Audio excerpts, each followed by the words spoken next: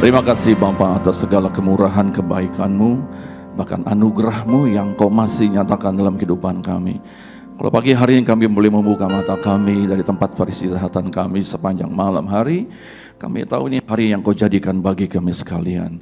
Dan Kau telah hantarkan kami di dalam ruangan ini boleh memuji, menyembah-Mu, bahkan sebentar boleh mendengarkan sabda-Mu. Bapa di surga, hamba berdoa biarlah Roh Kudus yang sudah memimpin kehidupan kami sampai saat ini juga akan memimpin di dalam perenungan akan sabda-Mu. Hamba-Mu yang terbatas dengan kata-kata, dengan kalimat, biarlah Roh Kudus yang memberikan pewahyuan dan bahkan yang memberikan kedewasaan senantiasa akan pemahaman akan firman-Mu. Terpuji nama-Mu Bapa, di dalam nama Tuhan Yesus Kristus hamba naikkan puji syukur.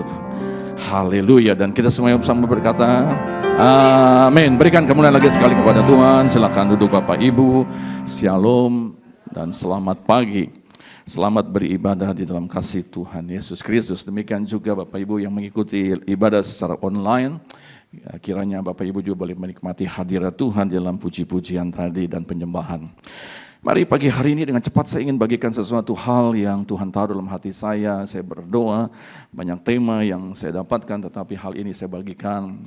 Semoga ini boleh menjadi berkat buat kita semuanya. Bukan buat Anda, tetapi juga buat saya yang menyampaikan firman Tuhan.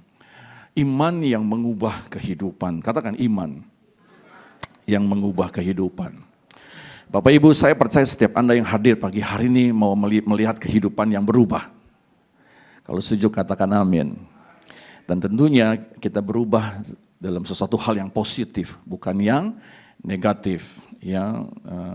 Ada satu slogan atau satu kata moto buat pria sejati. Satu perubahan dikatakan perubahan jika sudah ada perubahan. Ada amin?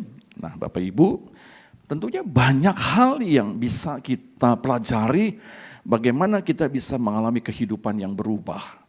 Ya, nah izinkan saya untuk menyampaikan dengan waktu yang tersedia untuk boleh membagikan kepada kita semua yang hadir untuk beribadah. Saya mencoba menampilkan gambar ini, saya berharap Bapak Ibu tidak melihat indahnya satu tangan atau berapa mahalnya itu cincin yang dikenakan, itu tidak ada masalah, bukan itu poin saya. Tetapi saya berharap Bapak Ibu adalah melihat ada satu benda yang kecil di sana. Bapak Ibu bisa melihat? Ya, itu apa? Itu apa? Ya, benih biji sesawi. Bapak Ibu, saya tuliskan di sana, sekiranya kamu mempunyai iman sebesar biji sesawi saja, ya, saya berikan tanda titik, karena ada dua ayat firman Tuhan yang saya ingin bagikan. Ayo baca sama-sama ayat ini dalam Matius pasal yang ke-17, 20, demikian bunyi firman Tuhan. Ia berkata kepada mereka, karena kamu kurang percaya sebab aku berkata kepadamu, sesungguhnya sekiranya kamu mempunyai iman sebesar biji sesawi, kamu dapat berkata kepada gunung ini, pindah dari tempat ini ke sana, maka gunung ini akan pindah dan tak akan ada yang mustahil bagimu. Amin. Bapak Ibu, satu ayat yang sudah tidak asing buat kita yang sering beribadah dan bahkan suka membaca firman Tuhan. Seringkali juga ayat ini dipakai ketika dalam ibadah doa, supaya Anda dan saya punya satu keyakinan yang sungguh ketika kita menyampaikan permohonan doa kita kepada Tuhan. Yang menarik adalah ayat ini berkata gini, sekiranya kamu mempunyai iman sebesar biji sesawi saja, kamu dapat berkata kepada gunung. Ya, ini bisa secara fisik, bisa secara lahiriah, tetapi juga bisa berbicara mengenai gunung persoalan. Saya tidak tahu Bapak Ibu yang hadir pagi hari ini, apakah Bapak Ibu masih ada dalam pergumulan satu masalah yang sedang Anda hadapi. Saya tidak tahu apakah Bapak Ibu yang hadir pagi hari ini ada masalah dengan rumah tanggamu, pasanganmu, dengan suamimu, dengan istrimu, dengan anak anggota keluargamu, dengan papa mertua, dengan mama mertua, dengan siapa saja. Saya tidak tahu apakah Bapak Ibu juga ada masalah dengan masalah finance, masalah kesehatan. Seakan-akan menumpuk kehidupanmu dalam satu masalah yang besar sekali.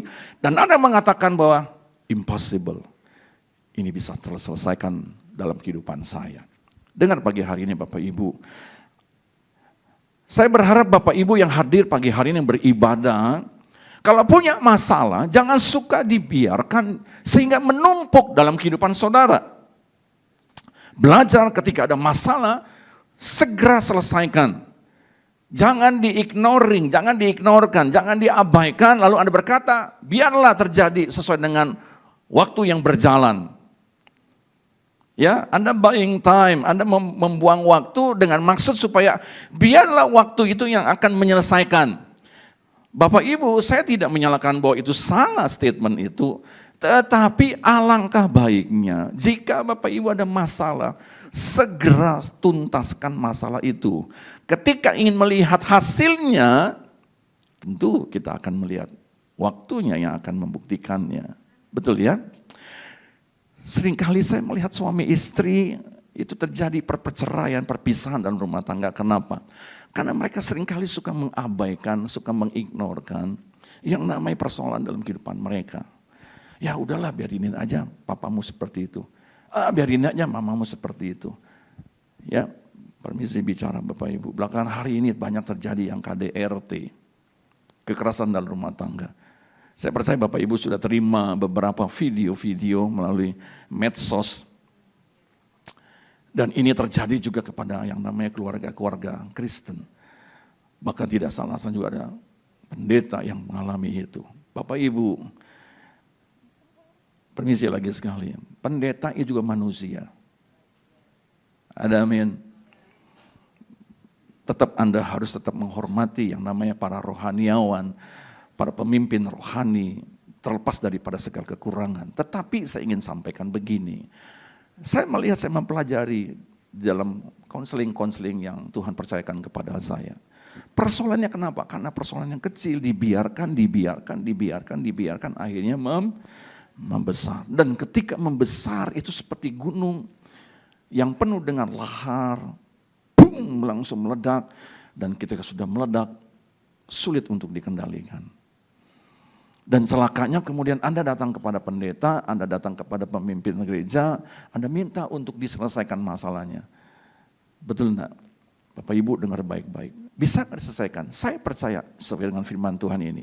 Jika engkau mempunyai iman sebesar biji sawi saja, maka engkau akan berkata kepada gunung, pindah itu. Maksudnya persoalan apapun juga bisa diselesaikan. Tetapi saya harus tambahkan, bukan saya menambahkan firman Tuhan, tetapi saya ingin menyampaikan, kalau ada satu masalah yang sudah membesar, sudah menggunung, itu membutuhkan waktu yang tidak cepat.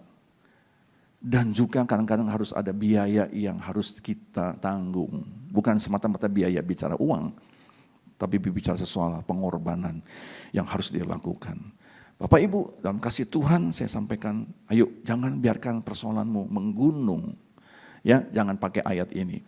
Bapak Ibu, Lukas 17 ayat yang ke-6 berkata gini, jawab Tuhan, kalau sekiranya kamu mempunyai iman sebesar biji sawi saja, maka kamu dapat berkata kepada pohon ara ini, terbantutlah engkau dan tertanamlah di dalam laut, dan ia akan taat kepadamu. Bapak Ibu, saya tertarik ayat ini adalah ketika Yesus mengajarkan kepada murid-muridnya, ya, ketika engkau berkata kepada pohon ara, terbantutlah engkau, tertanamlah di dalam laut, ia akan taat kepadamu. Ini bicara apa Bapak Ibu? Bicara soal kuasa perkataan ketika imanmu itu bertumbuh.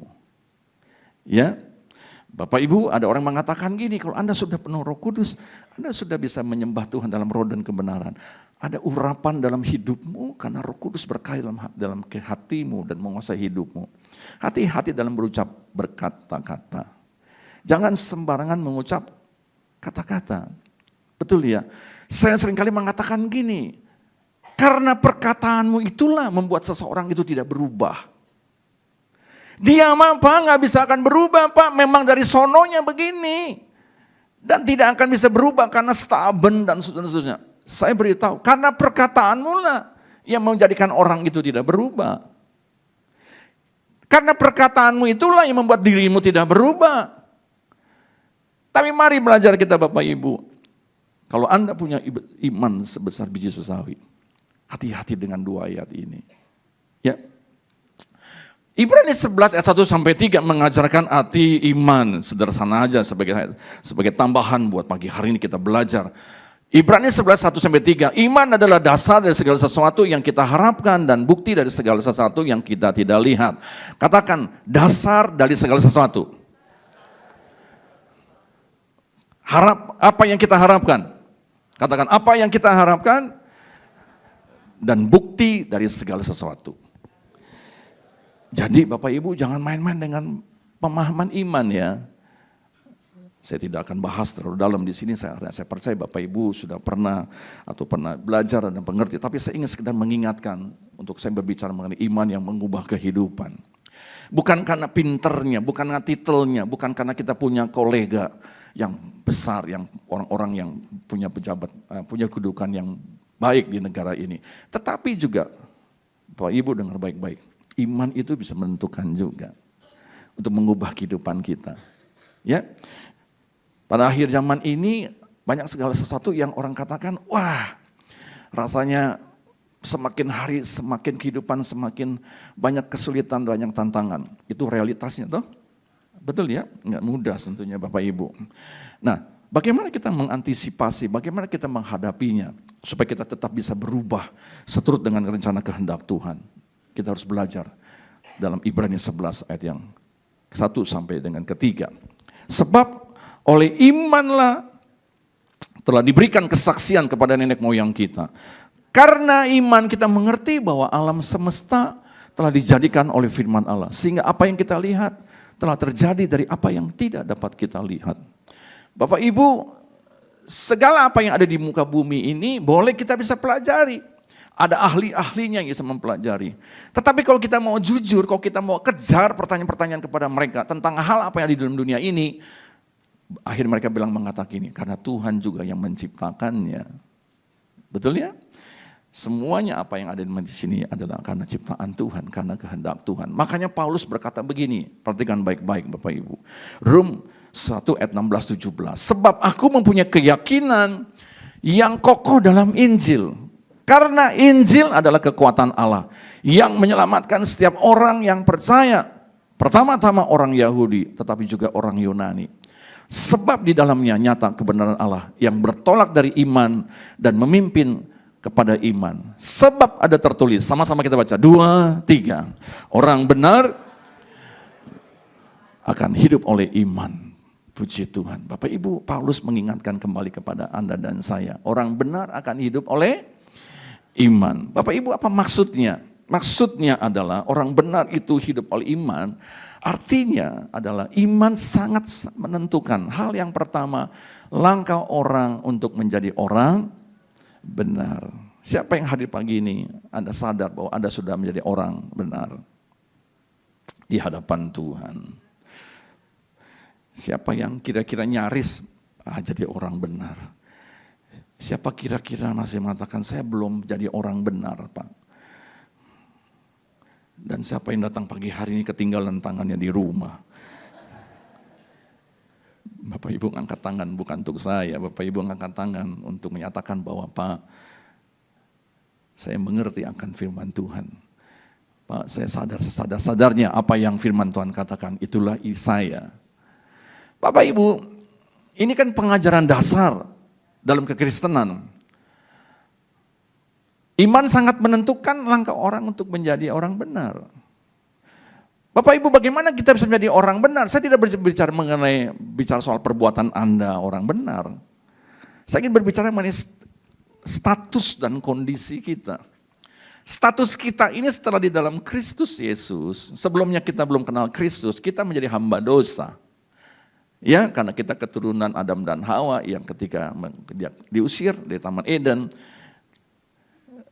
dia mengatakan, firman Tuhan mengatakan Kejadian 5, mengatakan bahwa seterusnya keturunan Adam dan Hawa adalah keturunan orang berdosa.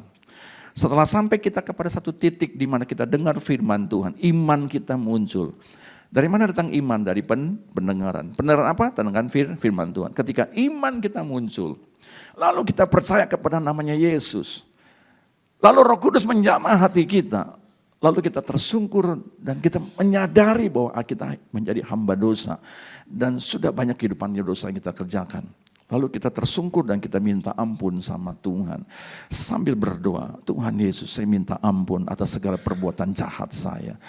Atas tingkah laku saya yang tidak sesuai dengan firman-Mu. Setelah saya mendengar firman-Mu, saya percaya sungguh Tuhan. Yesus, Engkaulah Tuhan dalam hidupku. Dan hari ini saya minta ampun. Dan biarlah kuasa darah-Mu mengampuni saya. Dan hari ini saya mau menjadi murid-Mu. Bapak Ibu, Anda sudah menjadi orang benar di hadapan Tuhan. Mengerti Bapak Ibu? Oh, gampang sekali Pak. Ya memang begitu firman Tuhan. Yang gampang kenapa disusahin? Karena sudah kebiasaan segala sesuatu dipersulit di dalam dunia ini. Ya, tetapi yang persoalan ketika sudah menjadi orang benar, status kita sudah berubah, kondisi kita tetap harus hidup sebagai orang benar. Nah, ini yang menjadi persoalan dalam kehidupan kekristenan kita. Jadi Bapak Ibu, orang benar hidup oleh iman artinya sangat menentukan sekali langkah orang untuk menjadi orang benar. Saya berikan gambar orang yang sedang berjalan menuju kepada satu sinar yang bercahaya.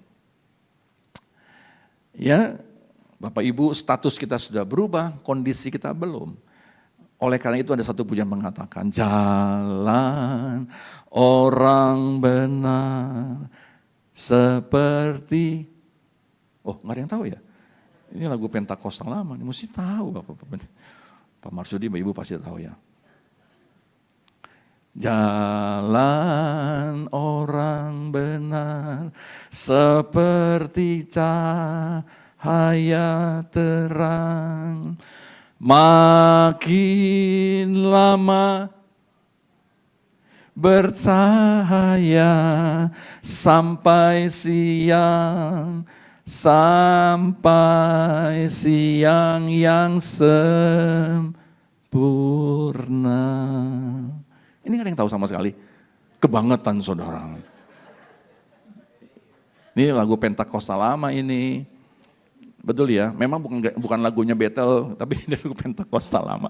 Maksudnya ini lagu tahun 70-an, 80-an ya, dengan Frans Daromes dan terusnya. Bapak Ibu, oke kembali lagi. Jadi Bapak Ibu salam Tuhan, langkah orang benar itu semakin hari kondisinya akan semakin mendekati kesempurnaan. Pada sesi kedua saya akan berbicara mengenai bagaimana menjadi orang yang sempurna di dalam Kristus. Yang kedua, langkah orang yang benar itu hidup oleh iman, artinya iman sangat menentukan bagi keselamatan kita kelak. Saya tidak akan bahas doktrin keselamatan. Yang ketiga adalah langkah iman itu sangat menentukan. Kenapa? Karena seperti apa hidup kita yang kita jalani saat ini dan apa yang kita akan capai itu sangat ditentukan oleh iman Anda. Anda dan saya bisa ada seperti hari ini karena Anda sebelum-sebelumnya sudah melangkah seturut dengan keputusan yang Anda buat. Dan apa yang terjadi dalam hari-hari mendatang adalah apa yang Anda tentukan hari ini dan apa yang Anda jalani seturut dengan iman Anda. Ada amin? Nanggap ya. Bapak Ibu, saya tahu ini sedikit agak berat, tapi saya harus sampaikan ini karena yang merupakan satu pesan Tuhan buat Anda dan saya. Kalau ingin melihat satu perubahan dalam kehidupan Anda secara pribadi, rumah tanggamu, karirmu, iman itu punya peranan yang tidak kecil Bapak Ibu. Ketika ada seorang yang lumpuh, 4 sahabatnya bilang, Rabi Yesus ada di sini. Hari ini engkau harus sembuh. Hari ini engkau harus tinggalkan tempat di mana engkau senantiasa berbaring. Orang yang lumpuh ini tidak bisa buat apa-apa. Tapi karena iman orang ini, 4 orang ini, dia berusaha untuk membawa orang yang lumpuh. Anda tahu ya kisahnya ya? Untuk berjumpa dengan Yesus. Lalu ketika sampai, apa yang terjadi? Penuh, gak ada tempat space buat dia lewat. Jangan kata menaruh, lewat saja gak bisa. Apa yang dikerjakan?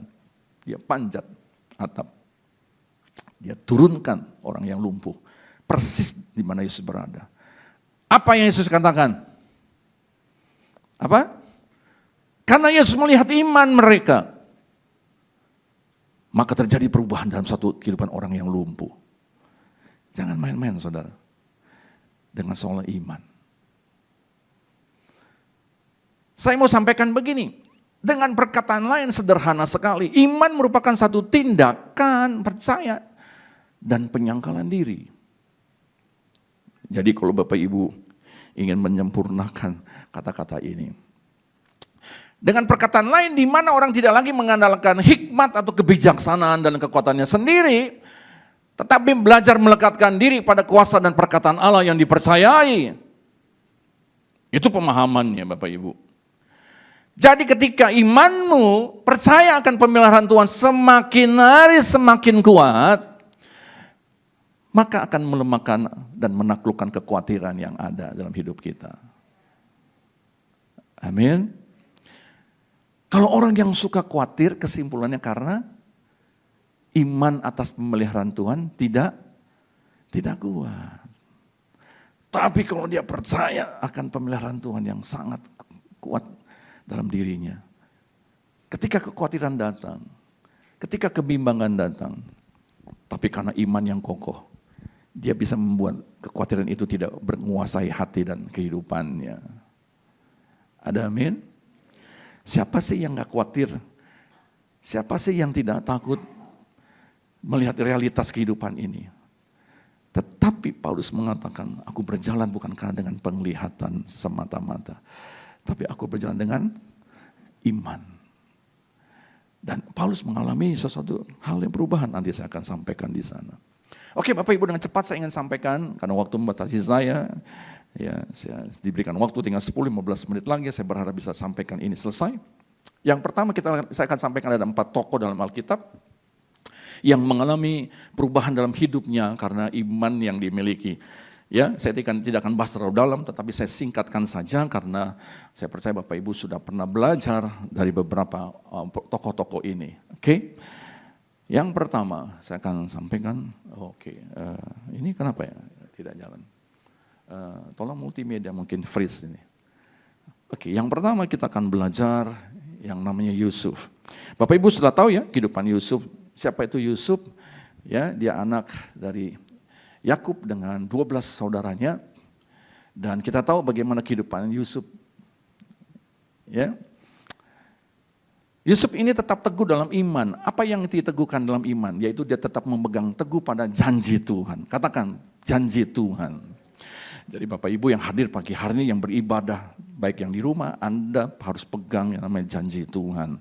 Janji Tuhan itu adalah bisa berupa firman-Nya dalam perenungan firman, di mana ke saat teduh Anda berada, melakukannya. Atau yang kedua ketika Anda dengar firman Tuhan dalam ibadah setiap hari Minggu, atau ketika ada dalam komsel, ketika Anda sharing firman Tuhan. Lalu seakan-akan ada firman Tuhan begitu hidup dan mengingatkan Anda, dan Anda taruh dalam hatimu, dan Anda pegang baik-baik.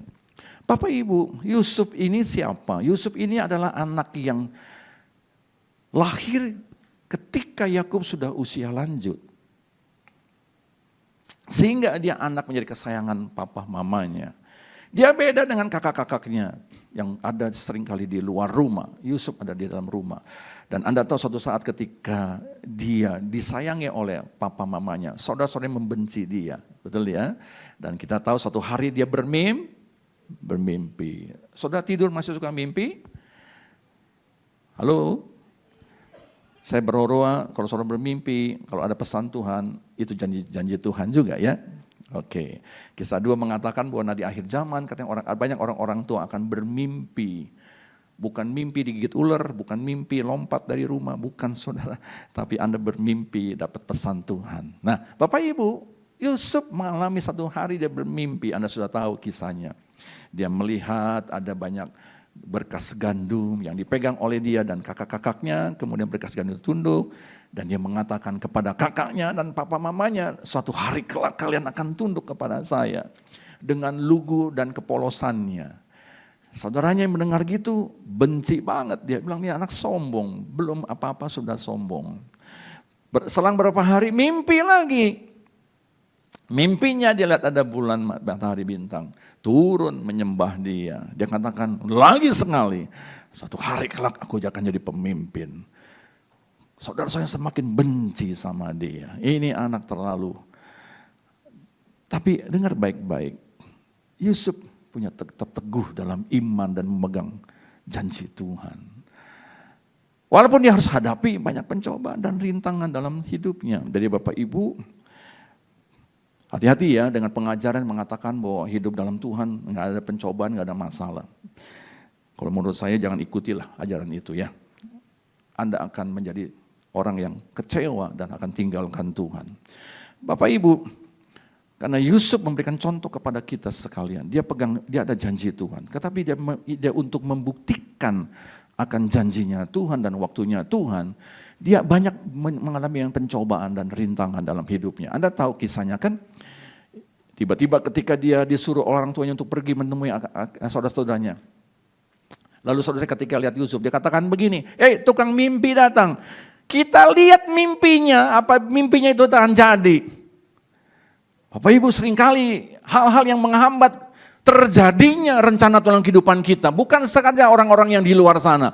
Tetapi orang-orang yang di sekeliling kita bisa menjadi batu sandungan buat kita. Dan saya berdoa yang pagi hari yang datang. Jangan jadi batu sandungan saudaramu ya. Jangan jadi batu sandungan buat temanmu ya. Dan jangan jadi batu sandungan buat pasangan hidupmu. Dan jangan jadi batu sandungan buat pelayanan di dalam gerejamu. Bapak Ibu, Yusuf ketika dia sedang menantikan dan menjalankan apa yang janji Tuhan, saudara-saudaranya ingin menjegal dia. Mari kita bunuh dia. Tapi kakaknya yang bernama Ruben mengatakan, gini, jangan. Lebih baik kita cemplungkan saya ke dalam sumur. Jangan tangan kita berdarah karena untuk saudara kita. Kita lemparkan saya dalam sumur biar dia mati sendiri dalam sumur. Maksud Ruben, dia tidak mau saudaranya dibunuh. Hal yang berikutnya Anda tahu kemudian ketika Ruben pergi, tiba-tiba ada satu ide lagi saudaranya. Siapa yang bernama? Yehuda. Yehuda bilang begini, daripada dia dalam sumur, mendingan kita jadiin duit. Ini otak dagang nih saudara. Kita angkat dia, kita jual kepada pedagang musafir itu. Ya, Anda tahu kemudian dia jadi budak. Dan Anda tahu bagaimana kemudian dia difitnah. Bapak Ibu salam Tuhan, Anda tahu bagaimana perjalanan Yusuf. Tidak dalam satu hari, tidak dalam satu minggu, tidak dalam satu tahun. Genap janji Tuhan, tapi kurang lebih hampir 20 tahun itu baru tergenap janji Tuhan.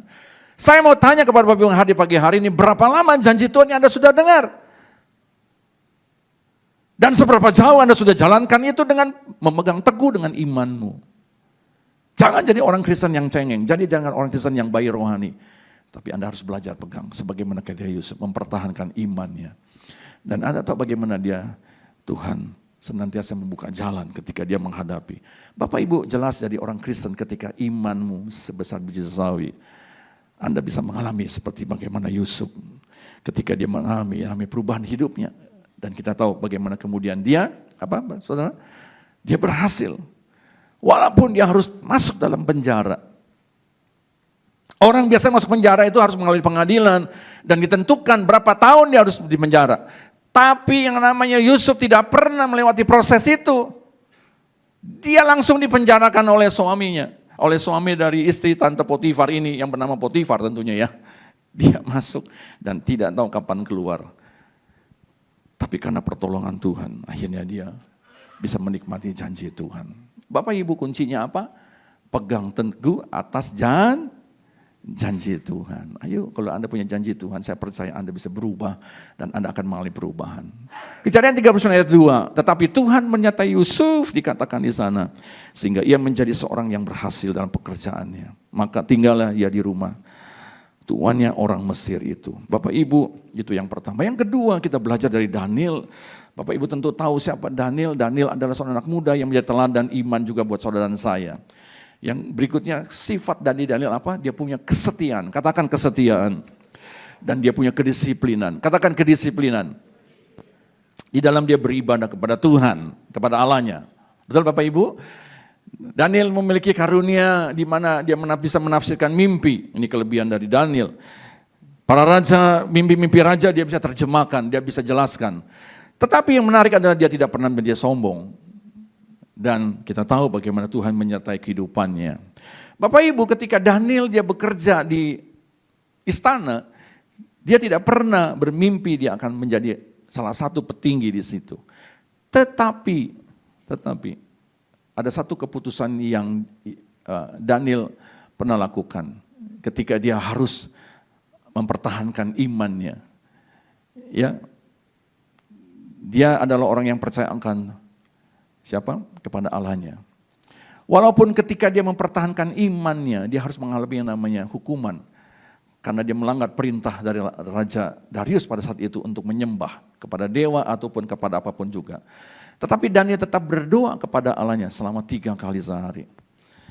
Bapak Ibu, kehidupan di dalam dunia ini seringkali membuat Anda dan saya untuk terhimpit dan untuk sulit untuk beribadah. Pandemi COVID itu satu pelajaran buat gereja Tuhan, buat anak-anak Tuhan. Betul enggak? Saya bersyukur sekarang gereja-gereja sudah mulai ada yang sudah mulai pulih. Tempat di mana pelayanan pun puji Tuhan. Sudah kembali 90% sudah kembali. Tetapi 10% belum kembali. Nggak tahu kemana Bapak Ibu.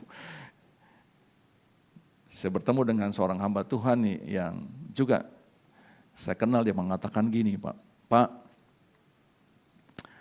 ketika pandemik jemaat tinggal 30%.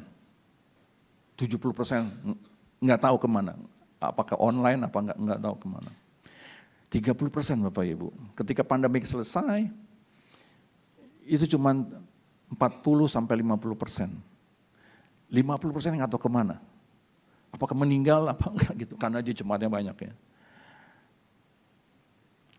Sampai akhirnya dia bilang begini, betul-betul pandemik ini membuat ujian untuk gereja Tuhan, anak-anak Tuhan, apakah setia untuk tetap beribadah? Tapi belum lama saya ketemu, dia katakan, puji Tuhan sudah kembali lagi jumlah presentasi yang hadir. Walaupun belum 100%. Tetapi dia bilang, 40% itu jiwa-jiwa baru. Pertanyaan yang kemana yang jiwa lama? Tolong Anda diskusikan, dan tolong cari jawabannya sendiri. Bapak Ibu Islam Tuhan, saya berdoa Anda adalah yang setia beribadah. Kalau Anda sudah bertumbuh di gereja ini, jadikan gereja ini menjadi tempat di mana Anda bertumbuh dalam Tuhan. Tepuk tangannya enggak sungguh-sungguh, saudara.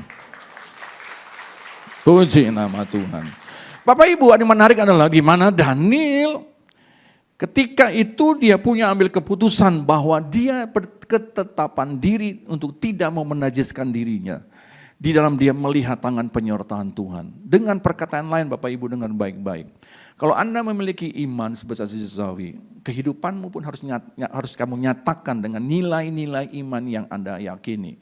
Dan Daniel mengatakan bahwa dia berketetapan hati. Katakan berketetapan hati. Katakan berketetapan hati. Ini ayatnya.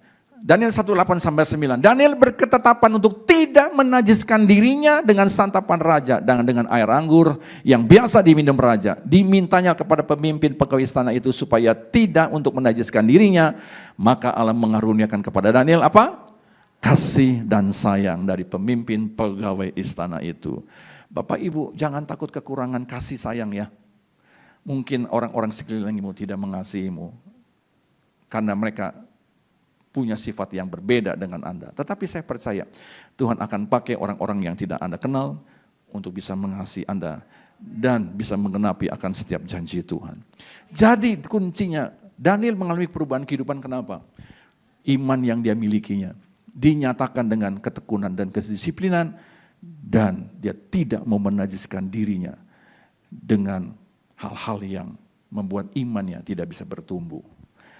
Coba cek Bapak Ibu. Apakah ada hal-hal yang bisa seringkali merintangi iman Anda tidak bisa bertumbuh sehingga Anda tetap hidup di dalam kehidupan dalam manusia lamamu. Yang ketiga, Paulus.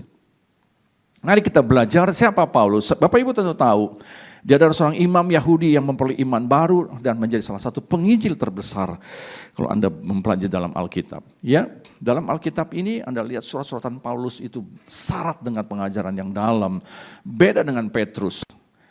Ya, sebagian besar dalam kitab Perjanjian Baru itu banyak tulisan-tulisan Rasul Paulus dan gereja pun memegang dalam kehidupan pastoral itu dalam suratan Timotius dan Titus. Nah, Bapak Ibu sekalian Tuhan, apa yang kita bisa pelajari? Siapa itu Paulus? Paulus kita kenal, dia adalah seorang yang mempunyai karakter dan karir yang sangat berbeda sebelum dan sesudah memperoleh iman dalam Kristus Yesus.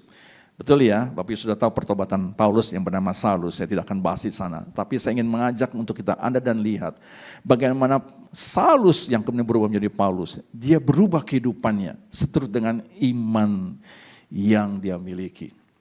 Bapak Ibu dengar baik-baik, ketika dia belum kenal Kristus, dia menjadi pembenci murid Kristus. Paulus adalah orang yang tidak hidup bersama dengan Kristus. Tetapi Paulus diakui oleh gereja-gereja bahwa dia adalah salah satu rasul yang terakhir. Dia adalah salah satu rasul yang terakhir. Padahal kalau syarat rasul itu, penentuan label apostol itu, dia harus hidup bersama dengan Yesus. Itu salah satu ciri-ciri persyaratannya. Tapi Paulus berbeda Bapak Ibu. Ketika dia berjumpa dengan Yesus di Damsyik, dalam ketika dia mengejar murid-muridnya. Anda tahu kisahnya ya? Dan kemudian singkat ceritanya dia buta dan dia bertemu dengan hamba Ananias dan dia didoakan, dia celik matanya kembali. Lalu dia penuh Roh Kudus dan kemudian dia mulai melayani bersama dengan murid-murid Kristus. Apa yang terjadi dalam kehidupannya? Dia mengalami kehidupan yang luar biasa Bapak Ibu. Saya katakan luar biasa apa? Karakternya itu dibentuk. Nah dengar baik-baik, kalau Anda punya karakter yang tidak baik. Kalau pasanganmu punya karakter yang tidak baik, anak-anakmu punya karakter yang tidak baik. Dengar Tuhan, dengar firman Tuhan. Tiada yang mustahil Tuhan untuk bisa mengubahnya. Ada amin? Saya bertemu dengan orang yang keras kepala banget, banget saudara. Sampai saya juga kadang-kadang udah exhausted ngadepin dia. Capek ngadepin dia. Seperti Tuhan tidak berubah, Tuhan Yesus tidak berubah. Dia nih orang gak pernah berubah saudara. Kelakuannya begitu terus. Tetapi saudara, dia tuh kalau udah dalam waktu seminggu, 2 minggu, itu bisa berubah hidupnya. Dan lebih baik daripada sebelum-sebelumnya. Nangkep gak Bapak Ibu? Pernah ketemu orang begitu gak? Hari ini dia berbuat jahat banget, perkataannya, kadang-kadang juga tangannya suka ringan begitu ya, bukan nolongin orang, suka mukulin orang. Bahkan pasangan suka dianiaya juga. Tapi dengan 1-2 minggu berubah. Berubahnya tuh kayak malaikat loh saudara. Kadang-kadang saya bilang sama keluarganya, udah jangan didoain, tadi juga berubah sendiri. Benar saudara, berubah sendiri. Nah ketika udah berubah baru dia ngomong. Kenapa kalau dia lagi sifat buruknya datang gitu, waduh nggak bisa dikasih nasihati Bapak Ibu. Ya, mungkin kalau malaikat Tuhan datang juga ditendang malaikat Tuhan sama dia saudara. Saking dia orangnya begitu ya. Tapi saya bersyukur hari ke hari, akhirnya dia mengalami yang namanya perubahan dalam hidupnya. Nah Paulus juga begitu Bapak Ibu. Paulus yang dulunya sangat keras dan cenderung menganiaya. Setelah dia bertobat, dia kenal Kristus. Kita tahu bagaimana penderitaan yang dialaminya. Yuk kita lihat penderitaan yang dialaminya. 2 Korintus 11, 24 sampai 27. 2 Korintus 11, 24, 27 berkata begini. Lihat nih Bapak Ibu ya, saya ingin berbicara bagaimana ketika Paulus sudah diubahkan, sudah menerima Kristus dan dengan imannya, hidupnya berubah, karakternya berubah. 2 Korintus 11, 24, 27, dengarkan firman Tuhan, demikian bunyinya. 5 kali aku Paulus disesa orang Yahudi, setiap kali 40 kurang 1 pukulan. 3 kali aku Paulus didera, 1 kali aku Paulus dilempari dengan batu. 3 kali mengalami karam kapal. Sehari semalam aku Paulus terkatung-katung di tengah laut. Dalam perjalananku aku sering diancam, bahaya banjir dan penyamun. Bahaya dari pihak orang-orang Yahudi dan pihak orang-orang bukan Yahudi. Bahaya di kota, bahaya di padang gurun, bahaya di tengah laut. Dan bahaya dari pihak saudara-saudara palsu. Bapak Ibu, saya mau berhenti sebentar di sini. Kalau Paulus kira-kira jadi gembala saudara, Anda mau setia mengikuti Tuhan dengan pelayanan Paulus enggak? Nih, kesaksian Paulus. Saudara, minggu lalu saya pelayanan ke daerah Kalimantan Tengah. Di sana aku dikejar-kejar sama orang. Oleh suku Dayak, ini contoh ya. Lalu aku ketangkep dan aku dipukuli. 40 kurang 1 pukulan.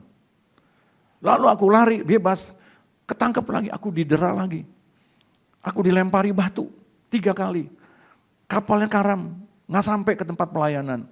Sehari semalam terkatung-katung di laut. Kira-kira saudara dengar gini, Pak Pendeta lain kali kalau mau pelayanan doa puasa dulu. Iya apa enggak? Halo? Anda punya konotasi, Anda punya pemahaman kalau pendeta atau anak-anak Tuhan lagi mau menginjil, semuanya running well. Semuanya dipermudahkan Tuhan, iya apa ya? Tapi faktanya Paulus enggak begitu. Dalam perjalanan misinya, Paulus sering diancam bahaya banjir, bahaya penyamun, bahaya di pihak orang-orang Yahudi, bahaya di kota, bahaya di padang gurun, bahaya pokoknya buat Paulus. Kira-kira Anda mau bilang begini, ini pendetaku rohani gak sih? Banyak masalah banget ini pendeta. Mau sharing juga takut, kenapa? Dia banyak masalah, masa kita mau kesampaian masalah? Iya enggak saudara? Saudara begini, lebih baik ke gereja tetangga, yuk pendetanya gak punya masalah. Pendeta yang ono banyak, lalu Anda menghakimi bahwa pendeta itu sedang hidup dalam, jangan begitu. Jangan begitu. Ada amin. Jangan suka menghakimi pendeta, jangan suka menggembala, jangan suka menghakimi anak Tuhan ketika dia ada masalah. Dengan semudah itu. Ya, makanya hati-hati dengan medsos ya. Betul nak? Hati-hati dengan medsos. Jangan langsung broadcast setiap pesan-pesan yang Anda terima. Check and recheck. Stop. Lebih baik Anda bagikan Injil, bagikan firman ketimbang berita hoax. Halo? Jangan merasa senang kalau ada pendeta jatuh. Aduh ini pendeta jatuh lagi, saya kirimin semua anggota saudara. Apa sih manfaatnya saudara? Mohon maaf ya. Saya ingin memberikan satu pengajaran supaya Anda ngerti. Alkitab ajari ke kita nih, kalau Anda berdapat berita yang buruk, stop Anda. Kalau Anda pengen tahu, cari tahu sebelum Anda bagikan. Apakah benar? Sampai di mana kebenarannya? Kalau tidak, stop. Jangan di broadcast. Kalau Anda ada pendeta model kayak Paulus gimana? Betul enggak? Dan pendeta itu sedang didewasakan. Jemaatnya sedang diajarkan kedisiplinan dan kesetiaan. Jangan Anda menghakimi gembala. Jangan Anda menghakimi pendeta. Tapi bawa di dalam doa. Temukan, bertemu dengan 4 mata. Kalau saya begitu Bapak Ibu, mohon maaf ya. Saya dapat berita, Pak, tahu nggak ada masalah ini? Tahu, kenapa? Bapak sudah gimana responnya? Saya nggak ada respon, saya nggak ada komentar saya bilang. Kenapa? Karena saya belum ketemu orangnya. Tapi nanti kalau ketemu orangnya, saya akan coba cari tahu dan saya akan berikan jawaban. Kalau saya begitu Bapak Ibu. Dan saya berusaha kalau memang itu orang nunggu pertanyaan jawaban dari saya cari orang yang saya dekat dan saya ketemu orang yang kompeten untuk bisa menjelaskannya. Dan saya akan kasih kabar ke orang itu. Kalau saya begitu, saya nggak ikut-ikutan broadcast. Buat saya cukup dengan saya aja. Ya, oke Bapak Ibu, Paulus mengatakan seperti itu. Bagian-bagian terakhir saya minta waktu untuk 2-3 menit, saya akan tutup. Ayat yang berikutnya, ayat yang ke-27. Aku banyak berjerih lelah, bekerja berat, kerap kali aku tidak tidur, aku lapar dan dahaga. Kerap kali aku berpuasa, kedinginan tanpa pakaian dan tidak menyebut banyak hal lain lagi. Urusanku sehari-hari ialah memelihara semua jemaat. Bapak Ibu perhatikan baik-baik. Apakah Anda masih tetap mau mengikuti perjalanan Paulus? Kuncinya Paulus bisa berhasil dan dia tercatat menjadi rasul yang terbesar dalam perjanjian baru. Ini kuncinya. Saya senang dengan ayat ini. Galatia 2 yang ke-20. Sama-sama kita baca. 2, 3. Namun aku hidup, tetapi bukan aku lagi sendiri yang hidup. Melainkan Kristus yang hidup di dalam aku. Dan hidupku yang kuhidupi sekarang dalam daging adalah hidup oleh iman dalam anak Allah yang telah mengasihi aku. Dan menyerahkan dirinya untuk aku. Bapak Ibu dalam Tuhan, jelas Paulus dengan ayat ini mengatakan bagaimana dia bisa bertahan sampai dia berkata, aku telah mengakhiri pertandingan iman dalam hidupku. Dan mahkota kehidupan telah tersedia bagi aku.